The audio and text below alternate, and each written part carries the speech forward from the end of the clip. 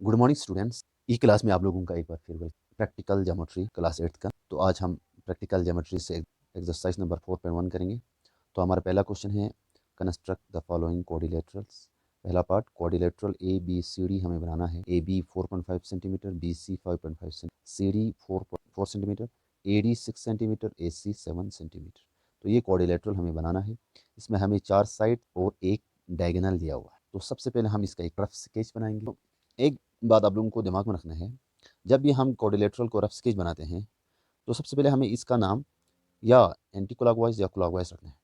मिसाल के तौर पर ए बी सी डी, ये हो गया एंटी क्लॉकवाइज, या ए बी सी डी इस तरह लगा सकते हैं। इस तरह ये हमारा गलत, ये वाला लिखना नहीं है आप लोग, तो हमें इस तरह लिखना है। हमारे मेजरमेंट्स हैं A B 4.5 centimetre, B C 5.5 centimetre, D D 4 centimetre, A D 6 centimetre, A C 7 centimetre. तो बच्चों हम सबसे पहले क्या करें, ये देखिए यहाँ पर ये डायगोनल जो है ना, इस क्वाड्रिलेटरल को दो ट्रायंगल्स में डिवाइड करते हैं। क्लास 7 में आप लोग कंस्ट्रक्शन ऑफ ट्रायंगल किया, पहले हम बेस लेते बाद इन दो साइड्स को लेते हैं। तो यहाँ पर भी हम यही करेंगे, हम पहले वाले ट्रायंगल को कंस्ट्रक्ट करेंगे ए डी सी। तो हम सबसे पहले लेंगे ए डी 7 सेंटीमीटर का एक लाइन सेगमेंट खींचेंगे, ए डी 7 सेंटीमीटर। इसके बाद हम क्या करेंगे, ए सी है, सी को सेंटर बनाकर 4 सेंटीमीटर का रेडियस एक आर्क खींचेंगे। तो नीडल को यहाँ रखना है, इसके बाद पेंसिल पार्कर को इस अंदाज पकड़ना है और इस तरह हल्का सा एक आर्क खींचना है, एक ही बार चलाना है इस तरह बस।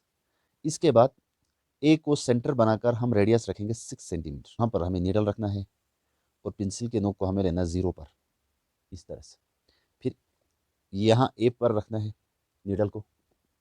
इसके बाद यहाँ से हल्का सा एक आर्क करना है जो इस पहले वाले आर्क को यहाँ काटे।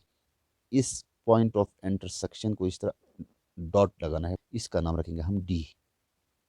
अब इसको हम स्केल की मदद से हम क्या करेंगे, मिलाएंगे, पहले ये वाला लाइन, इसके बाद ये लाइन। तो ये हमारा ट्रायंगल बन गया ए डी सी। साइड से ये 4 सेंटीमीटर, ये है 6 सेंटीमीटर। अभी तो हमने सिर्फ ट्रायंगल बनाया, हमें कोऑर्डिनेटरल बनाना है। ए को सेंटर बनाकर 4.5 सेंटीमीटर का रेडियस लेकर एक आर्क खींचेंगे। इसके बाद सी को सेंटर बनाकर 5.5 सेंटीमीटर का एक आर्क लेंगे जो पहले वाले को काटेगा यहाँ पर। तो उस पॉइंट का नाम रखेंगे हम, पहला हम लेंगे 5.5 सेंटीमीटर।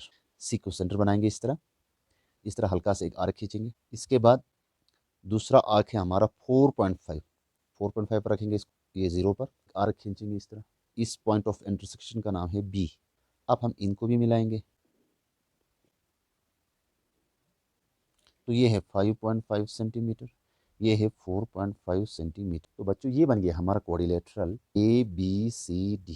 तो अब इसके हम स्टेप्स ऑफ कंस्ट्रक्शन लिखेंगे। तो ये हो गया हमारा steps of construction.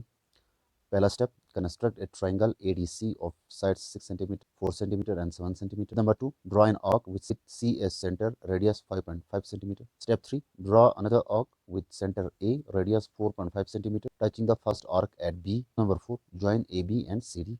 Now ABCD is the required quadrilateral. अब हम चलेंगे नेक्स्ट क्वेश्चन की तरफ। सेकेंड पार्ट हमारा कोऑर्डिनेटरल जंप हमें कंस्ट्रक्ट करना है।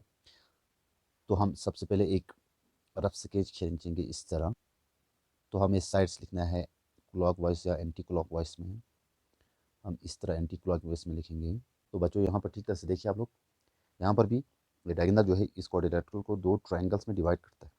तो हम सबसे पहला ये वाला ट्रायंगल लेंगे PMU, ये ट्रायंगल कंस्ट्रक्ट करेंगे।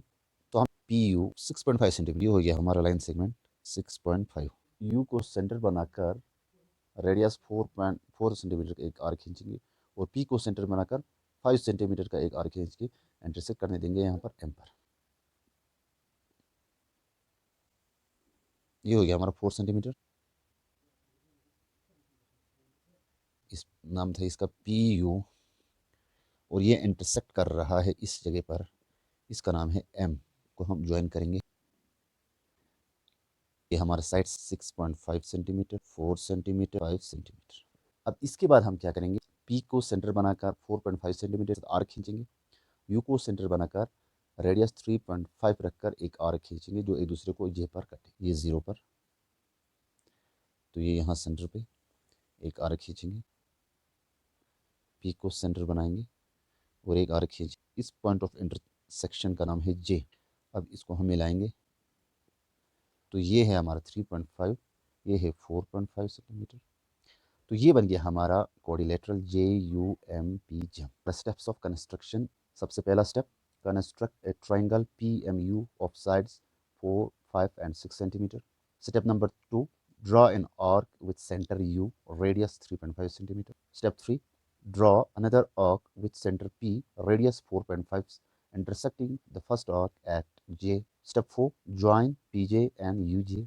Now jump is the required quadrilateral. अब हम चलेंगे नेक्स्ट क्वेश्चन की तरफ।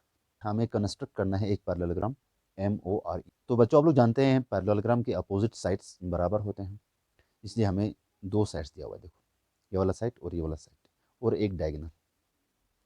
तो हम क्या करेंगे, फिर से अगर हम इस फिगर को इस तरह करेंगे तो यहाँ फिर एक हमें ट्रायंगल दिया हुआ है, देखो EOR। तो हम पहले इसी ट्रायंगल को कंस्ट्रक्ट करेंगे। तो सबसे पहले हम लेंगे line segment EO is equal to 7.5 centimetre. ये हो गया हमारा EO। इसके बाद क्या करेंगे, 6 सेंटीमीटर के आर्क खींचेंगे, वो सेंटर बनाकर हल्का सा इस तरह। दूसरा रेडियस है हमारा 4.5 नीडल और यहाँ पेंसिल 0 पर।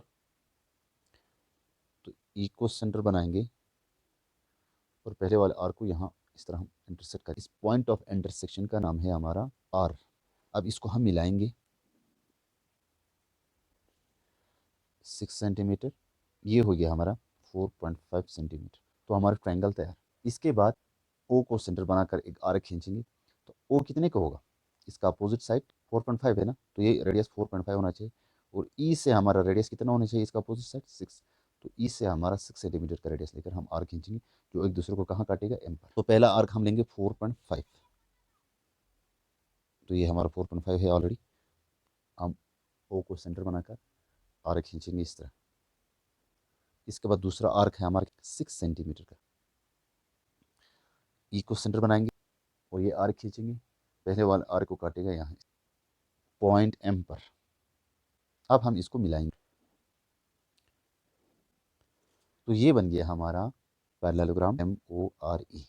अब हम इसके स्टेप्स ऑफ कंस्ट्रक्शन लिखेंगे। पहला step, construct a triangle ERO with sides 7.5 centimeter, 4.5 centimeter and 6 centimeter. Step number 2, draw an arc with center O, radius 4.5 centimeter. Step number 3, draw an arc with center E, radius 6 centimeter. Join MO and ME. Now MORE is the required parallelogram.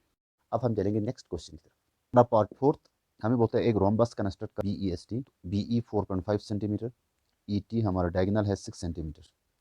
तो बच्चों आप लोग जानते हैं कि rhombus के तमाम sides यानी 4 के 4 साइड्स बराबर होते हैं। हमें एक ही साइड दिया है, तो ये साइड भी कितना होगा 4.5, ये भी 4.5, ये भी 4.5। तो सबसे पहले फिर से एक ट्रायंगल को कंस्ट्रक्ट करेंगे। सबसे पहले हम लेंगे एक line TE। This is TE। 4.5 centimetre का रेडियस खींचेंगे।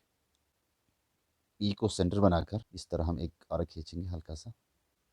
अब ये सेम रेडियस है ना, और टी को सेंटर बनाकर, ठीक, इस पॉइंट का नाम है हमारा बी।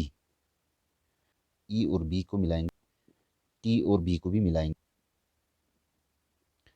तो ये हो गया हमारा एक आइसोसेलेस ट्रायंगल बन गया।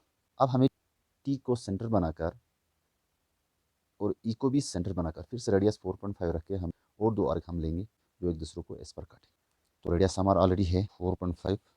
अब टी को हम सेंटर बनाकर और एक आर्क खींचेंगे, तो ये दोनों काटेंगे एक दूसरे को कहाँ पर, एस पर। अब हम एस और टी को भी मिलाएंगे, एस और ई को भी मिलाएंगे। तो ये बन गया हमारा रोम्बस। अब स्टेप्स ऑफ कंस्ट्रक्शन हमारा। Step number 1, construct N isosceles triangle. ये आइसोसेलेस ट्रायंगल था ना, TBE with base 6 centimeter and sides 4.5 centimeter. Step number 2, draw two arcs with center T and E of radii 4.5 centimeter, cutting each other at S. Step 3, join ST and SE. Now BEST is the required rhombus. इसी के साथ हमारा exercise number 4.1 यहीं पर ख़त्म होता है। तो उम्मीद है बच्चों आप लोगों ने इस क्लास को एंजॉय किया हो। Thank you, have a nice day.